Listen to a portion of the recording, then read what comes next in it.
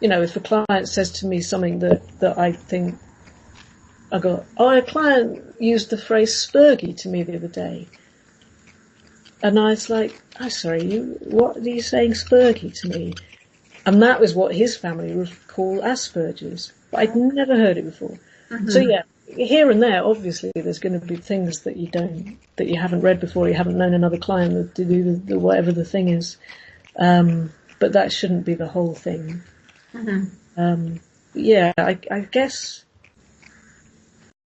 getting an understanding of the lived experience of people with Asperger's is really important. And reading autobiographies is a good way of doing that. I learned so much from reading autobiographies. So much more than I would ever have learned from picking up a textbook written by a neurotypical person. Yeah.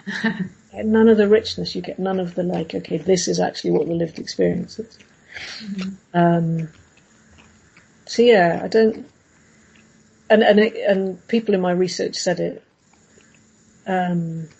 repeatedly that seeing therapists who didn't understand what it was to be autistic, who didn't understand how the therapist was stressing out the client, mm-hmm. By whatever it was, being in a room where there's too much sensory overload. Yeah. One of the guys in the research was talking about they'd spent 20 minutes sat in the waiting room because they wanted to be early, but the waiting room was noisy and crowded and people were coming in and out, and by the time they got into the therapy room they were overwhelmed they could not do anything anymore.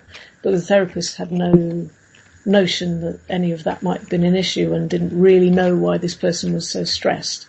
But then that person was too stressed to explain it because they've gone. They can't verbalize, I am stressed because your clock in the waiting room was ticking loudly and then that person kept blowing their nose. They can't do it. So, or they couldn't do it. It seems like there's a lot of things that could come up, like could, affect therapy or affect the relationship just from a kind of lack of understanding of what is going on with the person. Yeah. I had people telling me, again, this is in my research, so I don't know how useful this is to you, but telling me about, in fact, loads of them told me about how, so people with Asperger's quite often have a kind of base level of anxiety to manage that is a bit higher than neurotypicals. Generally, I'm generalizing, but, and that if they then went to a therapist to discuss what their anxiety was about or what their social anxiety was about,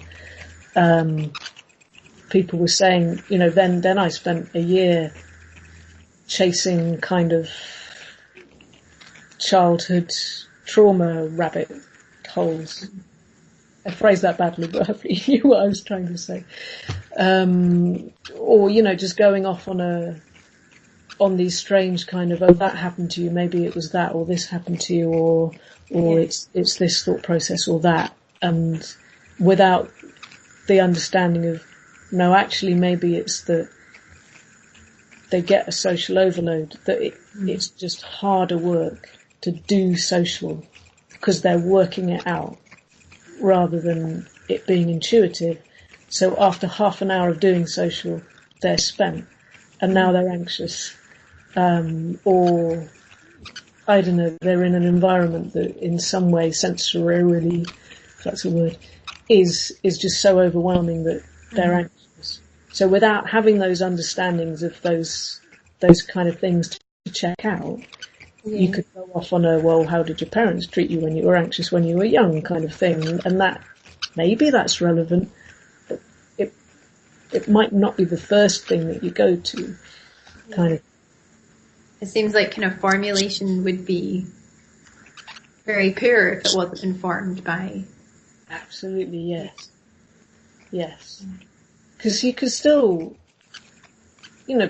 people that I've seen, there's still all the same sorts of life events going on. So it's still like they've had a bereavement and they're depressed and they're processing the bereavement. So it's not like, not everything is autism, if you see what I mean. It's not all this thing's happening, oh, it's autism, or this thing's being experienced, okay, it's autism. It's not like that, but being able to see, to have it on your radar that, well, actually that might be another thing that's going on here. Mm-hmm. And I know you've kind of talked a bit about your research, and I know it was one of the kind of first papers that actually asked clients with Asperger's what they wanted out of therapy or what their experience was like. Like, it was one of the first that was really asking them what their experience was like. Yeah, I don't know if it was the first one that was published. Certainly at the time there weren't any others that did. Yeah. So is that an area, is there any other areas that you think could benefit from a lot more research? More research. Yeah.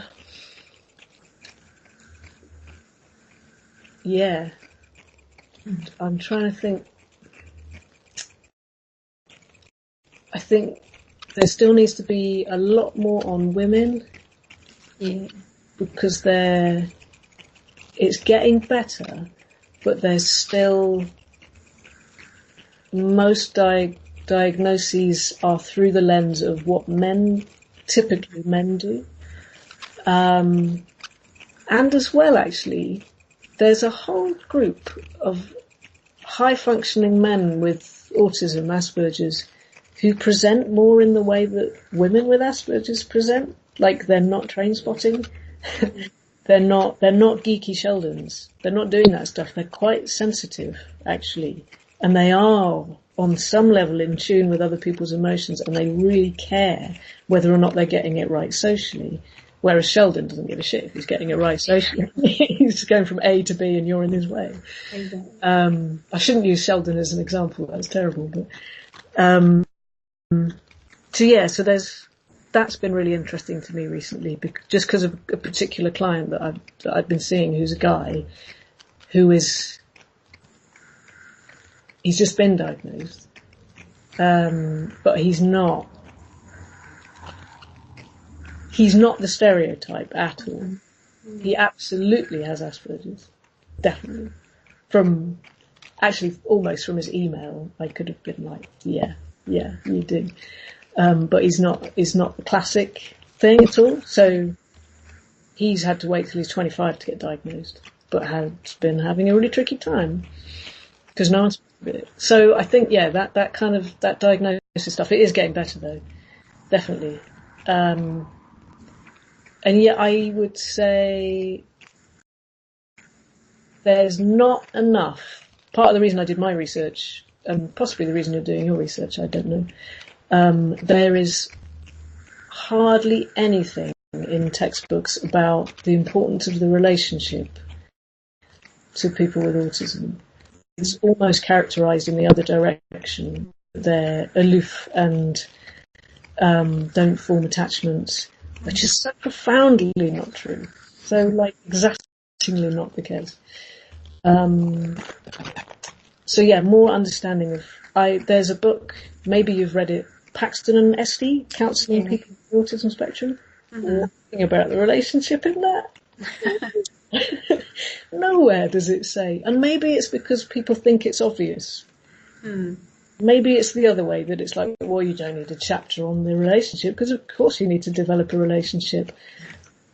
But I think maybe you do need a chapter on that, and as well, Tony Attwood's books, his stuff's quite good if you...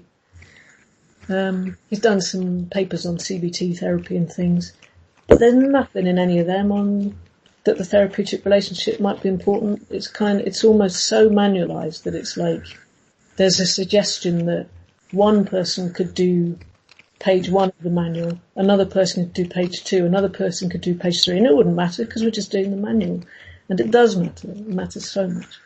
That would be. So well done on your research if that's why you're doing it. Yeah, I know when I was looking for information, it was very, very, very limited in what. Weirdly so, right? You'd think. And for me, that was, for a group that are often kind of labelled as having social or relational difficulties. Yeah. That seemed quite important to bring into the... Yeah.